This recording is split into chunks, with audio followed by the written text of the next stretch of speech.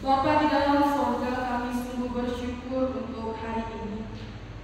Kami sudah memuji Engkau lewat puji-pujian ya Tuhan. Kami sudah menyampaikan doa-doa kami. Dan tibalah saatnya Tuhan, Engkau akan berbicara dan kami yang akan mendengarkan. Pimpinlah setiap kami ya Tuhan, supaya setiap pendengaran kami, mata kami dan seluruh anggota tubuh kami, boleh kami pakaikan untuk fokus mendengarkan Engkau berbicara. Ajarilah kami untuk hormat kepadamu, karena Engkau Allah yang hidup dan berkuasa, hendak menyatakan diri kepada kami. Pimpin hamba-Mu juga yang penuh dengan keterbatasan ini, supaya kami bersama-sama boleh mendengar dan mengerti isi hati Tuhan. Di dalam nama Tuhan Yesus Kristus kami bersyukur dan berdoa. Amin. Jemaat dipersilakan duduk kembali. Selamat pagi bagi kita semuanya. Bagaimana kabar kita hari ini, Bapak Ibu dan saudara-saudara sekalian? Puji Tuhan. Kabar yang baik, kabar sehat, kekuatan yang dari Tuhan kita pakaikan, bersiap-siap berkumpul dan sekarang siap mendengarkan firman Tuhan. Baik, mari kita akan membaca firman Tuhan dari Ibrani pasal 11 ayat 31. Ibrani pasal 11 ayat 31. Bersama-sama kita baca. Karena satu ayat saja, bersama-sama kita baca, Bapak Ibu dan saudara-saudara sekalian. Ibrani 11 ayat 31, 1, 2, 3 aja. Karena iman maka Rahab berbuat segala itu tidak turut binasa bersama-sama dengan orang-orang durhaka, karena ia telah menyambut perintah-perintah itu dengan baik. Kita sedang membandingkan dengan Yosua 2 ayat 9 sampai 11. Yosua dalam kitab Perjanjian Lama, Yosua pasal 2 ayat 9 sampai 11. Kita akan membaca bersama-sama juga.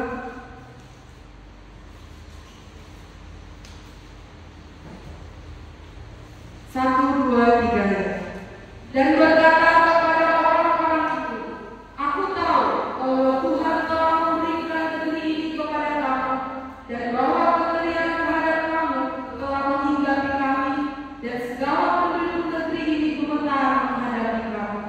Sebab kami mendengar bahwa Tuhan telah memberikan air laut beraung di depan kamu, ketika kamu berjalan keluar dari Mesir, dan apa yang kamu lakukan kepada kedua raja orang Amoni yang di seberang sungai Yordan itu, yakni kepada Sihon dan Og, yang telah kamu tumpas.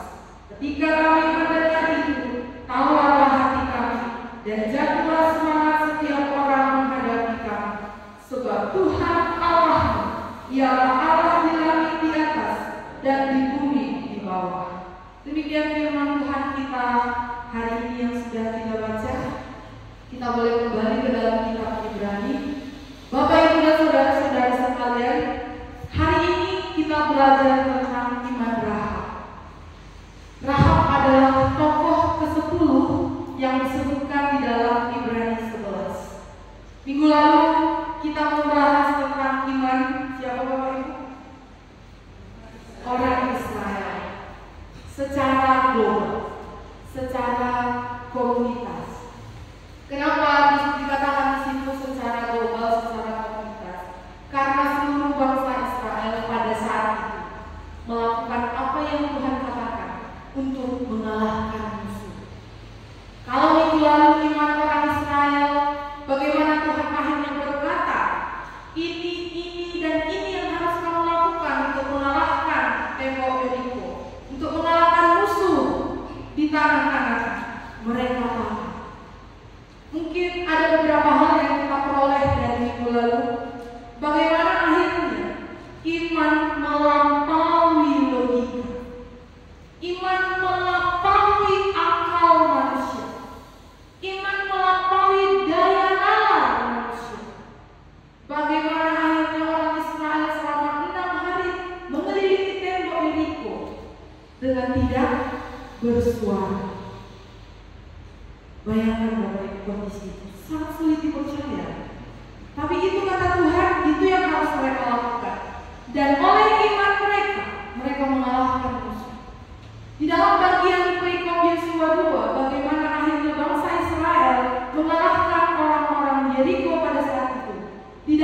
bagian itu juga diceritakan tentang Rahab. Tetapi uniknya penulis Ibrani mengangkatkan kisah Rahab berbeda dengan kisah orang Israel. Walau sasarannya atau tujuannya tetap sama, yaitu tentang iman. Nanti kalau kita baca di Yosua 2, bagaimana akhirnya orang Israel berhasil mengalahkan mereka, karena di dalam peristiwa itu juga ada kisah Rahab. Tapi penulis Ibrani menghantarkan kita hari ini untuk membahas khusus Rahab setelah iman orang Israel. Mungkin di antara kita sudah tahu banyak tentang Rahab. Apa yang kita tahu tentang Rahab, Bapak Ibu dan saudara-saudara sekalian? Yang pertama, Rahab adalah perempuan Sunda. Memang mengingat buruknya orang itu gampang sekali. Maka si Rahab yang paling gampang ingatnya perempuan Sunda. Kalau mungkin Ibrani dan ternyata Yakobus juga mengangkat Rahab yang akhirnya beriman melakukan perbuatannya untuk menyatakan wujud imannya tentang Tuhan. Yakobus juga dinyatakan tentang Rahab. Lalu di Matius, Rahab disebutkan bagaimana akhirnya Rahab dimasukkan dalam silsilah Yesus Kristus. Jadi kalau yang positif-positif ini kalau kita baca mungkin nggak kita ingat. Tapi tentang perempuan Sundanya Rahab nggak pun kita baca karena sering kita dengar yang negatifnya, gampang kali kita ingat. Ya kan Bapak Ibu? Ya, Rahab ini perempuan Sunda. Bapak Ibu dan saudara-saudara sekalian, ada penelitian menuliskan kalau di dalam kisah Yosua 2 itu kan akhirnya Rahab menolong dua pengintai yang datang mengintai kota Yeriko. Dia tinggal, jadi katanya kalau mereka yang tinggal di dinding-dinding tembok Yeriko itu orang-orang kecil, itu orang-orang rendah, orang-orang miskin. Jadi Rahab ini termasuk orang miskin yang dia tinggal di tembok-tembok Yeriko. Maka dia bisa menolong dua orang pengintai pada saat itu. Jadi latar belakang kehidupan si Rahab ini bukan orang terhormat. Terlepas dari dia seorang perempuan Sunda, dia juga orang rendah. Tapi Bapak Ibu dan saudara-saudara sekalian, hal yang unik, Tuhan tidak pernah memandang siapapun melalui latar belakang sosial maupun keluarga. Maka hari ini diangkatkan penulis Ibrani, pahlawan-pahlawan iman, orang-orang beriman, yaitu Rahab. Rahab adalah seorang perempuan Sunda yang tinggal di kota Yeriko. Ia dikenal sebagai seorang perempuan yang menyelamatkan dua pengintai Israel dari kejaran tentara raja Yeriko. Maka kan juga yang paling kita ingat, Rahab ini seorang pembohong. Kan negatifnya gampang. Dia perempuan Sunda. Dia juga pembohong. Di mana dia berbohong? Ketika kejaran tentara orang Yeriko datang, kau lihat dua pengintai yang datang mengintai kota kita. Apa kata Rahab? Dilihatnya, saya melihat, tapi mereka sudah pergi. Kejarlah sebelum tertinggal. Padahal di mana mereka Bapak? Disembunyikan. Wah, ini hal yang paling sulit. Ibrani menuliskan dia orang beriman, Yakobus menuliskan dia orang beriman, Matius menuliskan dia masuk dalam silsilah Yesus Kristus. Tapi latar belakang Rahab seorang yang mungkin lebih buruk dari kita yang ada di ruangan ini. Kenapa kita nggak masuk ya? Padahal kita lebih baik dari Rahab. Maka di dalam bagian ini Bapak Ibu kita akan melihat beberapa hal tentang Rahab. Di dalam ayat 31 Ibrani 11 mengatakan, karena iman maka Rahab perempuan Sunda itu tidak turut binasa bersama-sama dengan orang-orang durhaka, karena ia telah menyambut pengintai-pengintai itu dengan baik. Penulis Ibrani menuliskan perbuatan Rahab yang menyambut pengintai-pengintai itu dengan baik. Jadi sorotan kata penulis Ibrani bukan kepada apa yang dikatakan Rahab kepada kejar orang-orang tentara dari Yeriko, tapi bagaimana akhirnya Rahab menyambut pengintai-pengintai itu dengan baik. Pertanyaan,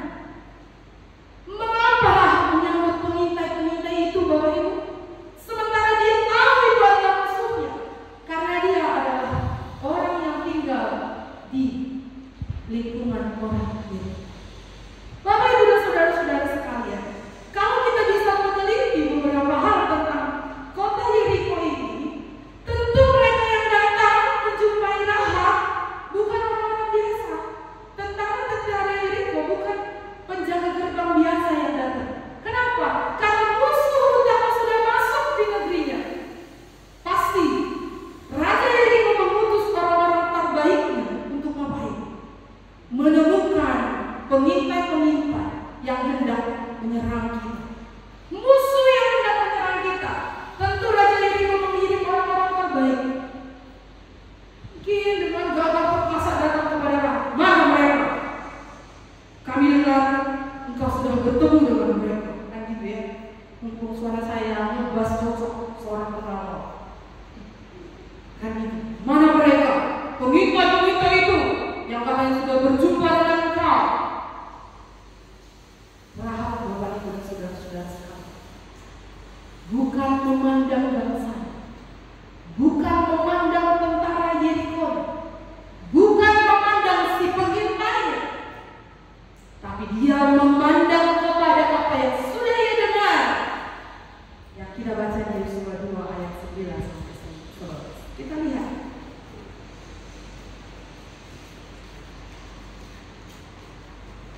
Ketika pengintai datang, Bapak, ketika tentara Raja Yeriko juga datang, Rahab memihak kepada pengintai-pengintai yang datang. Artinya apa? Rahab memihak kepada siapa, Bapak Ibu? Orang Israel. Ketika pengintai datang, ketika tentara Yeriko datang, si Rahab memihak kepada pengintai. Artinya si Rahab memihak kepada Israel. Karena apa? Karena di Yosua 2 ayat 9 berkata, aku tahu bahwa Tuhan telah memberikan negeri ini kepada kamu. Bapak, Ibu, dan saudara-saudara sekalian, Rahab ketika mendengar dan mengetahui bahwa negeri itu sudah diserahkan kepada orang Israel, Rahab percaya. Rahab percaya bahwa negeri itu ketika Tuhan berkata negeri itu akan diserahkan kepada orang Israel. Rahab percaya bahwa ketika pengintai itu datang, itulah saatnya negeri itu akan diserahkan kepada bangsa Israel. Rahab bukan mengenal pengintai, bahkan yang Rahab kenal negerinya, tapi dia mengenal Allah yang sudah dia dengarkan perkataannya bahwa negeri itu akan diserahkan kepada bangsa Israel. Mengapa dia bisa tahu? Di ayat 10, sebab kami mendengar. Lalu di ayat 11, ketika kami mendengar. Jadi apa yang sudah dinyatakan oleh Rahab adalah sesuatu yang dia dengar sendiri tentang Allah yang bekerja di dalam kehidupan bangsa Israel. Maka di ayat 11 paling akhir dia katakan, sebab Tuhan Allah ialah Allah di langit di atas, Allah di bawah, di bumi di bawah. Akhirnya Rahab mempunyai sebuah pengenalan tentang Allah.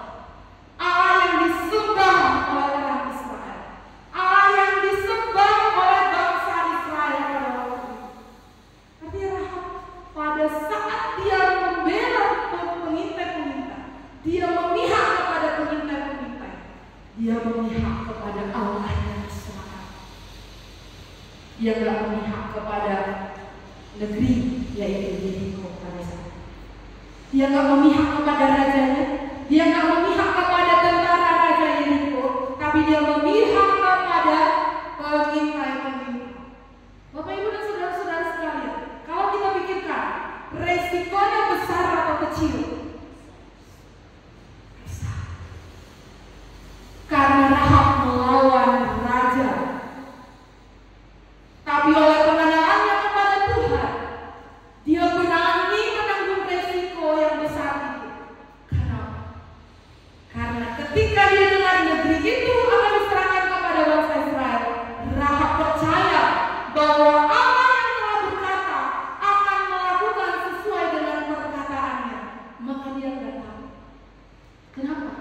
Karena Allah yang telah berfirman itu adalah Allah yang memberikan waktu berlalu. Siapa yang bisa melakukannya? Hanya satu Dia. Bahwa Allah di langit di atas, Allah di bumi di bawah, tidak ada yang bisa menandingi Dia. Maka Bapak Ibu, Rahab memihak kepada orang Israel. Ketika Rahab sudah mendengar, ketika Rahab sudah menyatakan imannya, dia menjadi bagian dari Israel.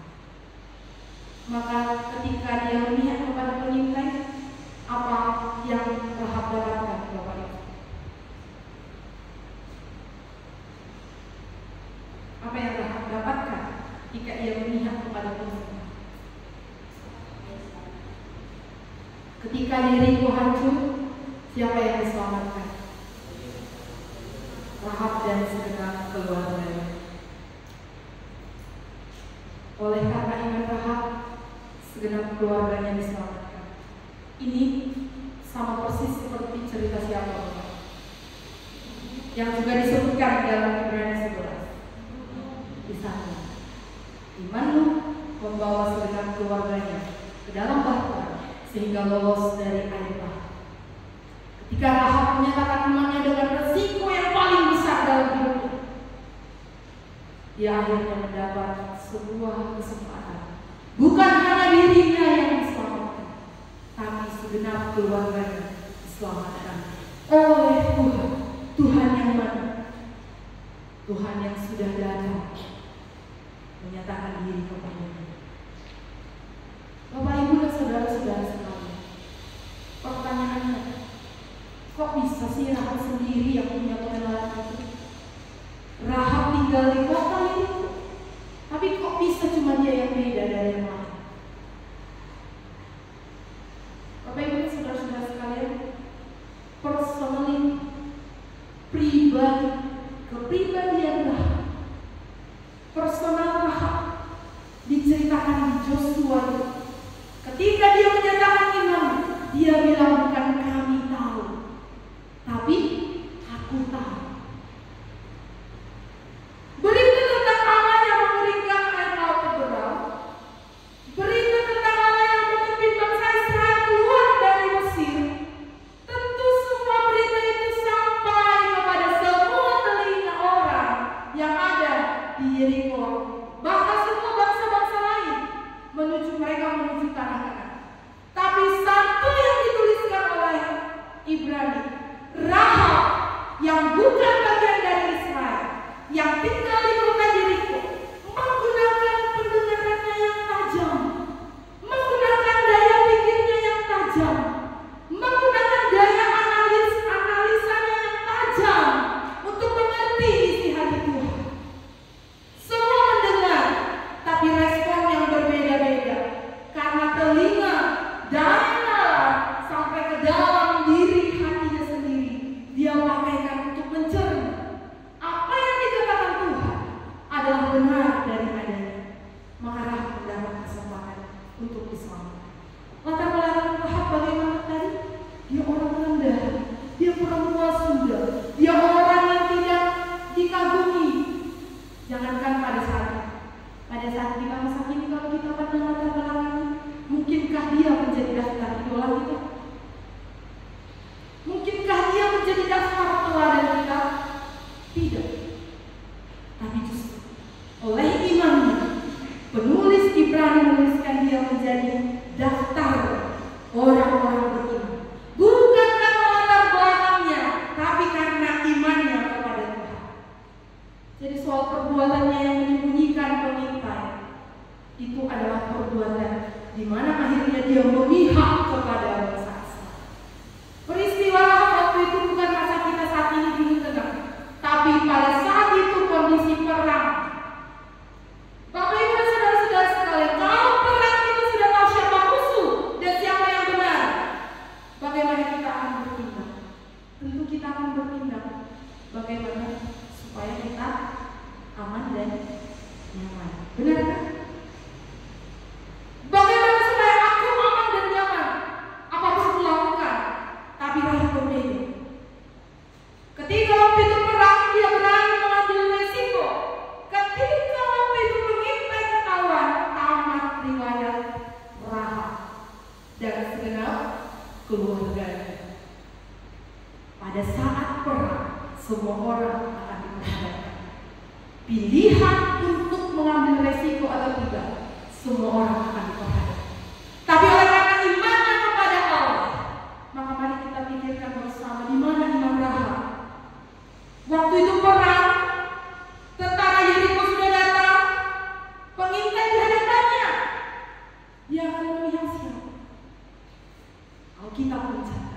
Dia memihak Allah Israel yang negerinya tidak terima, yang negerinya adalah musuh dari bangsa Israel.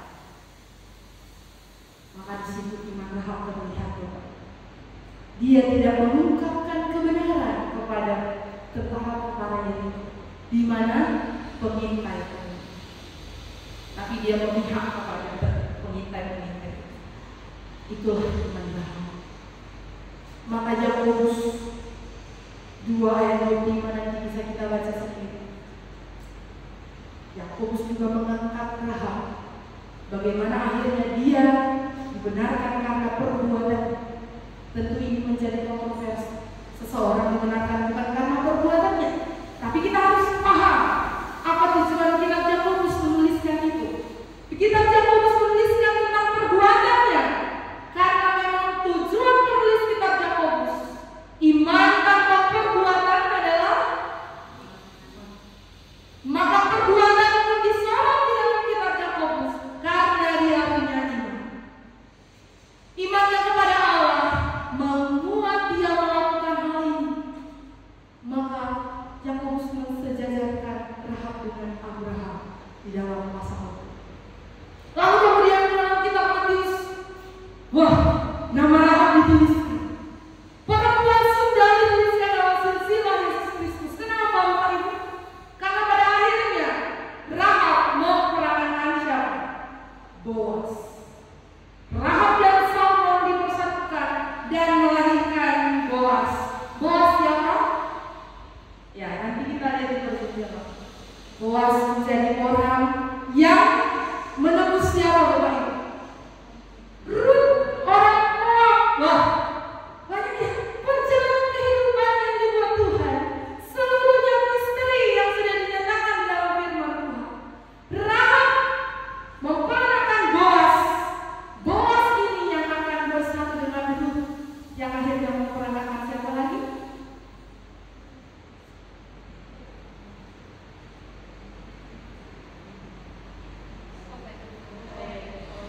Dan dari dia keturunan Daud.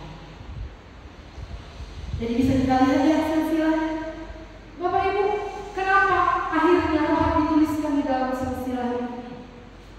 Wanita yang tidak pernah disinggung di dalam silsilah orang Yahudi, tapi ditulis. Latar belakang Rahab yang akhirnya kelam ketika dia percaya kepada Allah, dia memulai sebuah lembaran hidup yang baru. Ketika dulu dia sebelum mengenal Allah yang hidup, Allahnya Israel, dia berada dalam lingkup kehidupannya yang lama, dia berada dalam lingkup kehidupannya yang kelam. Tapi ketika dia mengenal Allah, dia mendapatkan suatu perubahan posisi, dia mendapat suatu hidup yang baru, sehingga dia tinggalkan dosanya yang lama, dia mulai lembaran hidup yang baru bersama dengan Allah yang dia sembah. Bapak Ibu dan saudara-saudara sekalian, iman Rahab membawa dia kepada hidup yang baru. Dan Ibrani menuliskan, dia tidak binasa bersama-sama orang-orang durhaka. Jadi tujuan iman apa, Bapak? Tujuan iman bukan semata-mata supaya keluarga Rahab selamat, bukan. Tetapi sesungguhnya tujuan iman kepada Allah adalah hidup yang baru dan tidak turut binasa di dalam orang-orang durhaka. Maka tujuan kita beriman, Bapak Ibu dan saudara-saudara sekalian, apa? Ini perlu kita tanya-tanyakan ke dalam diriku. Kalau hidupku yang lalu begitu kelam, masa laluku begitu hancur, siapa lebih hancur di sini latar belakang dengan Rahab? Adakah melebihi Rahab di tempat ini? Saya percaya belum ada. Mungkin kelak akan ada. Artinya apa? Orang-orang seperti Rahab kita rindu. Kita rindu ya orang-orang seperti Rahab akhirnya dibawa Tuhan keluar dari kehidupannya yang seperti ini. Tapi kalau kita ukur kehidupan kita dengan Rahab, masa lalu kita lebih kelam yang mana? Lebih kelam Rahab. Peristiwa ini hampir sama perempuan Sunda yang dituliskan dalam Yohanes pasal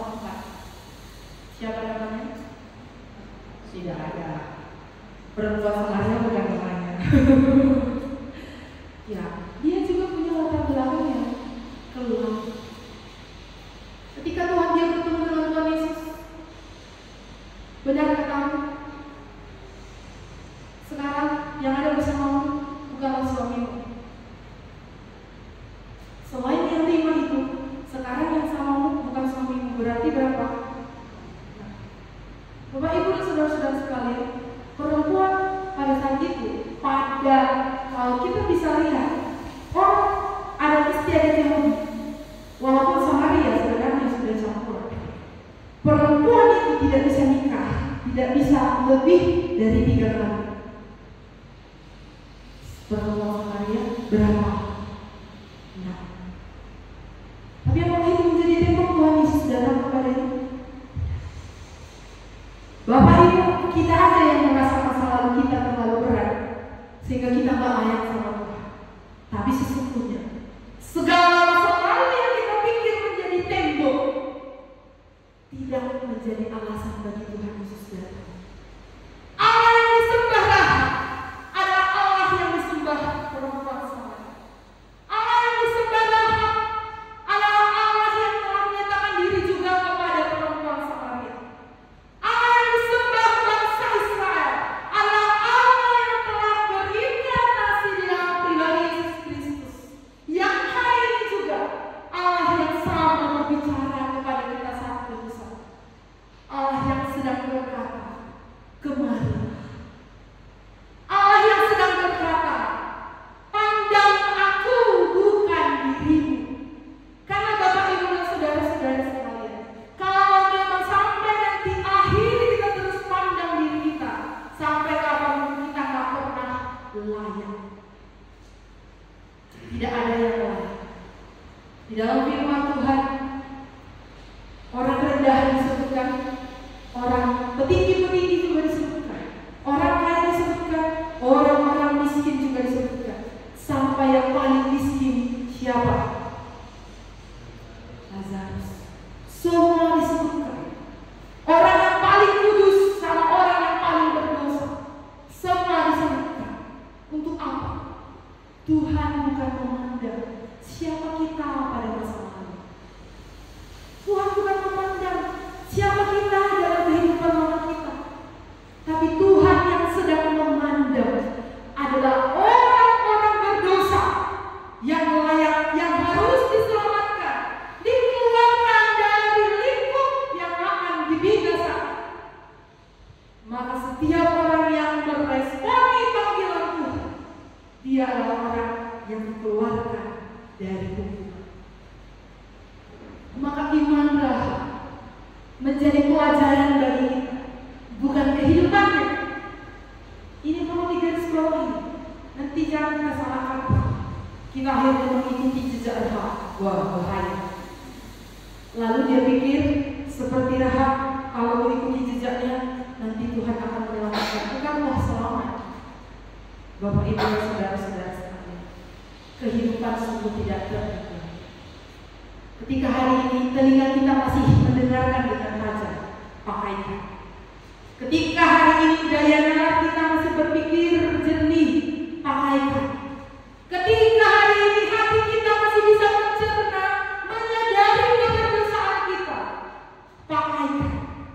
Karena kelak akan ada waktu hati ini bagaikan batu, membatu tidak bisa mengerti lagi mana yang benar dan mana yang tidak. Jadi kalau hari ini masih bisa sadar, oh ini benar, oh ini salah, pakaikan kesadaran ini Bapak Ibu dan saudara-saudara sekalian. Iman adalah suatu keyakinan terhadap kebenaran. Itu iman. Iman adalah suatu keyakinan terhadap kebenaran. Ketika Rahab mendengarkan firman Allah, dia yakin itu kebenaran.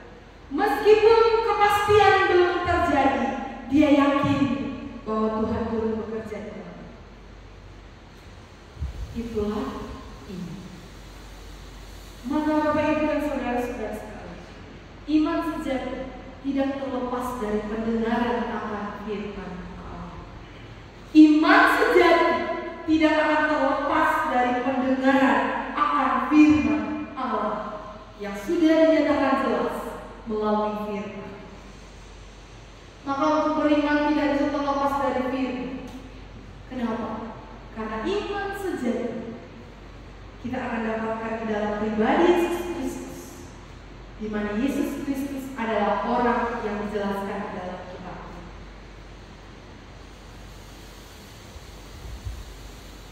Yakinkah kita orang beriman? Apa yang membuat kita yakin? Yakinkah kita orang yang sudah memiliki iman yang sejati? Apa yang membuat kita yakin? mau punya Allah yang sama seperti Allah yang disembah Rahab. Resiko yang ditanggung Rahab, resiko besar. Jadi orang yang mau percaya Tuhan bukan menanggung resiko kecil, tapi resiko besar. Jadi jangan pikir untuk beriman kepada Allah tidak ada resiko yang akan kita tanggung. Besar. Karena Rahab, dalam hidup Rahab hal itu dinyatakan. Maka jangan terkejut ketika kita punya iman sejati. Resiko-resiko yang akan kita pikul bukan resiko-resiko kecil, tapi apa yang membuat Rahab yakin? Karena Allah yang dia percaya adalah Allah di atas di langit, Allah di bawah di bumi. Artinya Allah yang berkuasa. Meskipun seluruh dunia akan menentang saya, tapi ketika Allah yang berkuasa berpihak kepada saya, dunia mau bilang apa? Sekiranya pun saat itu Rahab akan dihukum ketika memihak kepada orang Israel, dia akan dihukum di dalam iman. Tapi sesungguhnya dia tidak dihukum. Iman seperti ini pernah juga dicatat di dalam perjanjian lama, Bapak Ibu dan saudara-saudara sekalian. Ketika 3 pemuda diancam untuk mengikuti perintah raja, lalu diancam dimasukkan ke mana? Perapian menyala-nyala. Mereka bilang apa ketika hendak dimasukkan? Mau kami diselamatkan, mau kami tidak, kami tidak akan berpindah haluan. Allah kami adalah Allah yang akan menyelamatkan kami. Allah yang diceritakan dari sejak peristiwa perjanjian lama, kemudian diwujud nyatakan di dalam pribadi Yesus Kristus, kemudian masuk kepada bapak-bapak gereja, kemudian masuk kepada para reformator, kemudian masuk kepada kehidupan kita saat ini, adalah Allah yang tidak berubah kuasa, adalah Allah yang sama, yang bukan memandang diri kita siapa, tapi sesungguhnya memandang kita orang-orang berdosa yang harus diselamatkan. Maka tujuan firman Tuhan ini apa? Bukan membuat kita berontak kepada Tuhan, tapi untuk membuat kita mengenal Dia, supaya kita diselamatkan dari murka Allah yang harusnya kita pikul. Jadi betapa Dia mengasihi kita, betapa Dia melakukannya seturut dengan caranya, yang seringkali manusia berontak. Manusia mau seperti caranya, tapi Tuhan mau bukan cara manusia, tapi cara Tuhan. Manusia tidak dilepaskan dari masalah karena perbuatannya. Manusia tidak dibenarkan karena perbuatannya, karena manusia semuanya sudah cemar oleh karena dosa. Manusia dibenarkan karena percayanya kepada Tuhan yang hidup, Tuhan yang berkuasa, Tuhan yang satu-satunya adalah Tuhan. Tidak ada. Kalau karena perbuatan, kita tidak akan dibenarkan. Kita tidak mendapat kesempatan. Karena kita sesungguhnya hidup di dalam dosa. Tapi di dalam Alkitab ada beberapa tokoh yang dituliskan. Seorang pemimpin yang menjumpai Tuhan Yesus. Dia datang kepada Tuhan Yesus, katanya apa? Guru yang baik, apa yang harus kita perbuat untuk mendapatkan hidup yang kekal? Apa yang harus kita perbuat? Lalu Tuhan bilang, kau tentu tahu, jangan ini, jangan ini, jangan ini, jangan ini, hormati ayahmu dan ibumu. Lalu si pemimpin itu bilang, sudah, semuanya itu sudah kulakukan sejak masa muda.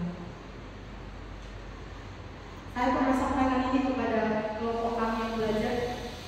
Si pemimpin ini orang kaya karena ternyata di akhir dikatakan dia sangat kaya. Bagi orang tua ini menantu idaman. Bagi kami yang masih pemuda-pemudi, ini pemuda idaman, jodoh idaman. Karena dia saleh dan dia kaya. Kurang apa Bapak Ibu dan saudara-saudara sekalian? Tapi Tuhan bilang, masih ada satu lagi.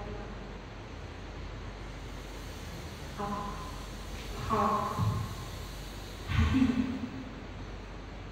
Jadi Tuhan bukan memang itu perbuatannya, tapi hatinya.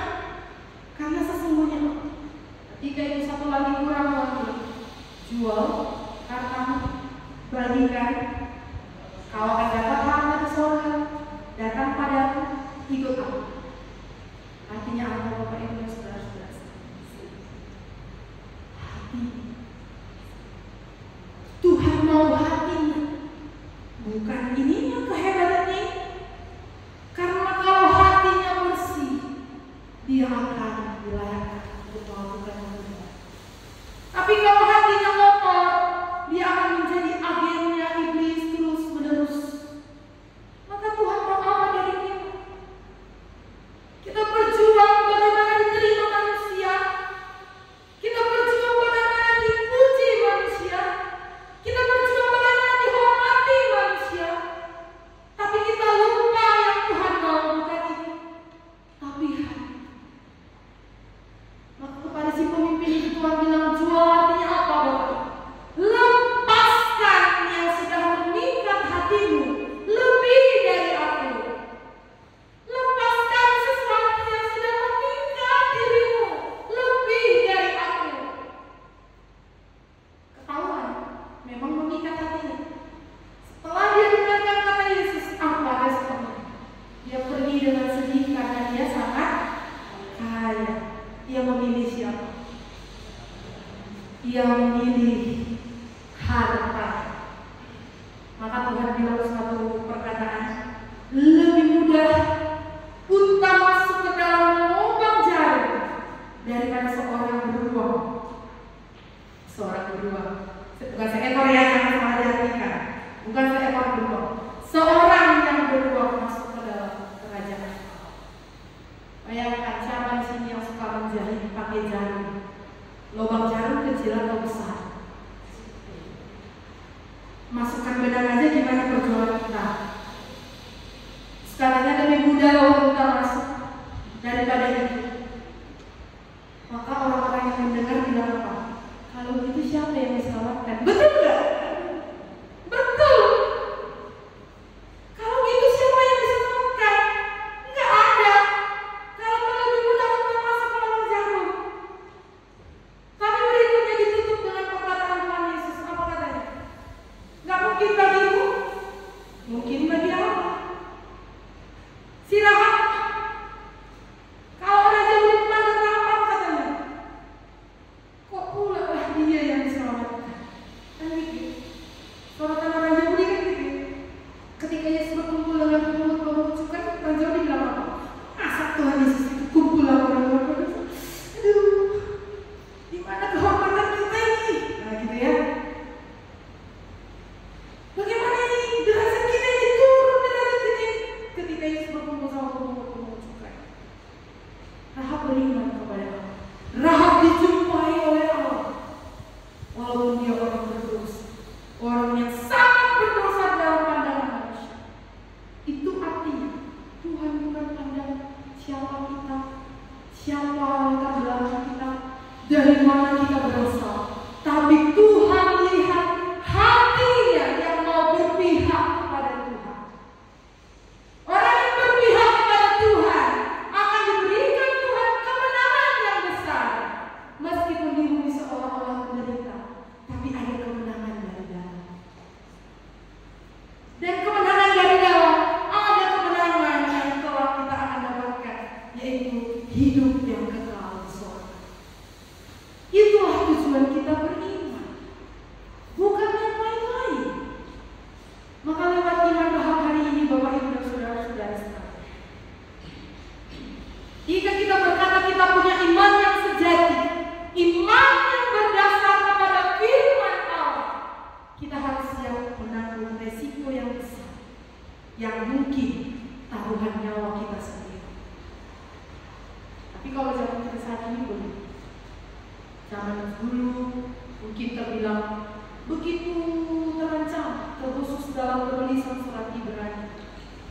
kehidupan mereka berada di dalam tekanan yang amat dalam, maka Tuhan bawa mereka kepada tokoh-tokoh iman untuk memandang, mulai dari Habel sampai saat ini kepada Rahab.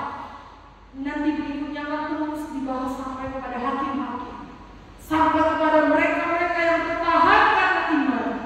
Allah yang dulu berfirman kepada Habel adalah Allah juga berfirman kepada kita sampai saat ini, adalah Allah yang hidup, yang berkuasa menolong dan menyelamatkan serta memberikan kemenangan bagi orang-orang yang berpihak kepada Tuhan, bagi orang-orang yang beriman kepada Tuhan, bagi orang-orang yang berani mengambil resiko besar untuk percaya kepada Tuhan.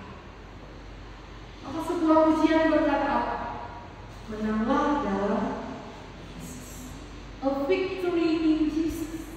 Ada kemenangan, ada sukacita, ada victory yang kita rasakan di dalam hidup kita. Mau yang bagaimana Bapak? Kalau kita mau yang beriman sejati, iman sejati adalah iman yang berdasarkan firman Tuhan. Lalu ketika kita sudah dibenarkan di dalam iman yang sejati, kita punya pegangan yang kuat meskipun resikonya besar, maka inilah pengharapan kita. Inilah Tuhan kita. Inilah sandaran kita, sehingga kita akan bertahan. Tuhan tempat kita bersandar. Jadi kalau Tuhan Yesus bukan tempat sandaran kita, berarti Tuhan Yesus bukan Tuhan kita. Karena sesuatu yang bisa menjadi sandaran kita adalah sesuatu yang akan kita terus pertahankan. Ketika Yesus menjadi sandaran kita, kita akan pertahankan.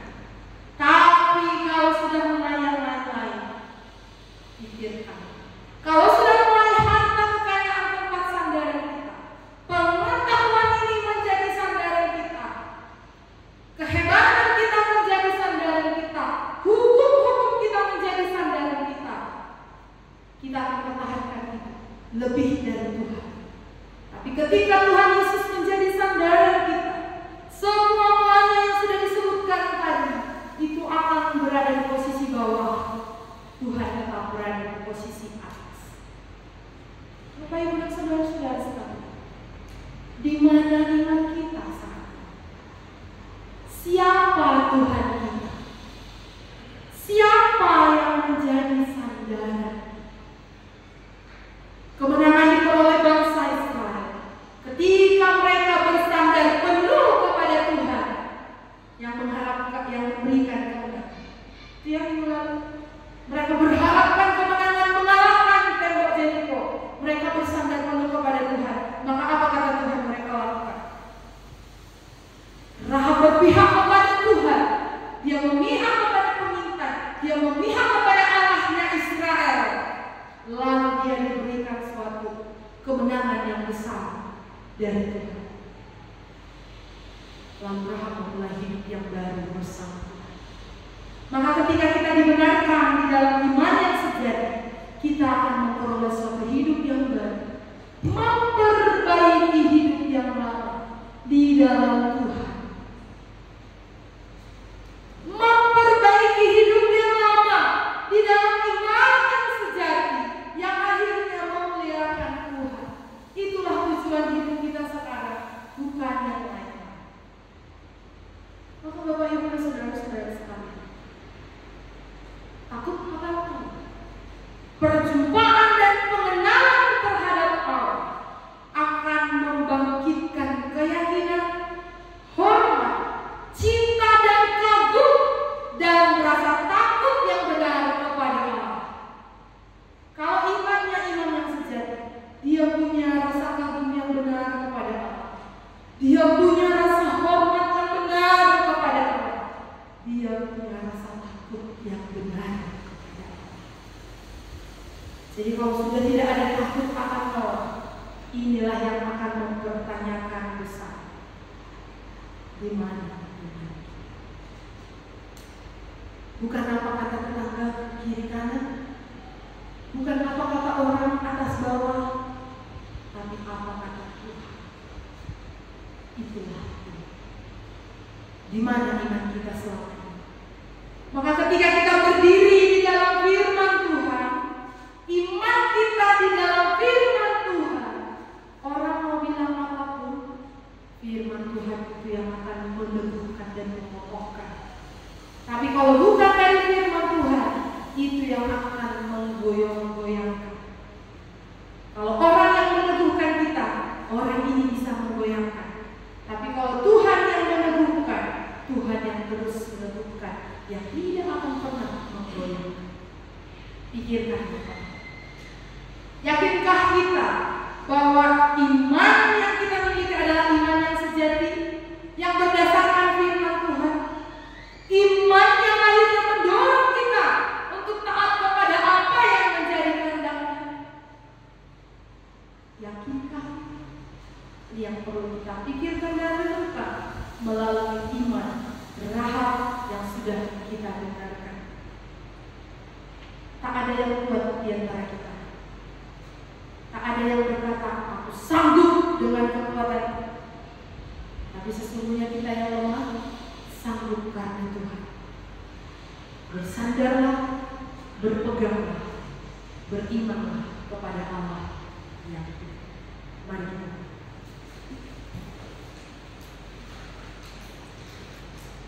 Bapa di dalam surga, kami bersyukur untuk firman-Mu yang sudah kami dengarkan. Firman yang akhirnya menyatakan kepada kami, setiap orang yang menaruh percayanya kepada Tuhan, Engkau ada di dalam mereka, Engkau ada di dalam hidup mereka, dan Engkau yang akan menuntun kemenangan demi kemenangan yang akan kami dapatkan. Tuhan, ajarlah kami untuk bercermin dari firman.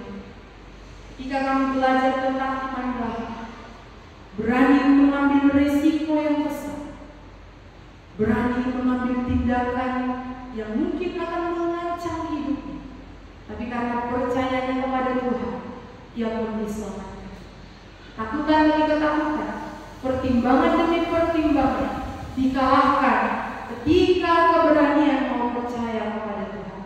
Ajar kami Tuhan yang ada di dalam ruangan ini, yang ada juga menonton secara online, supaya kami bersama-sama mau diajari oleh firman-Mu yang hidup.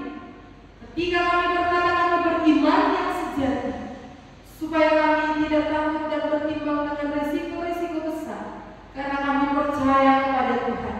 Ajar kami Tuhan untuk bersandar kepada Engkau, untuk meyakini Engkau yang akan bertindak di dalam hidup kami, sehingga kami boleh taat kepada apa yang menjadi kehendak.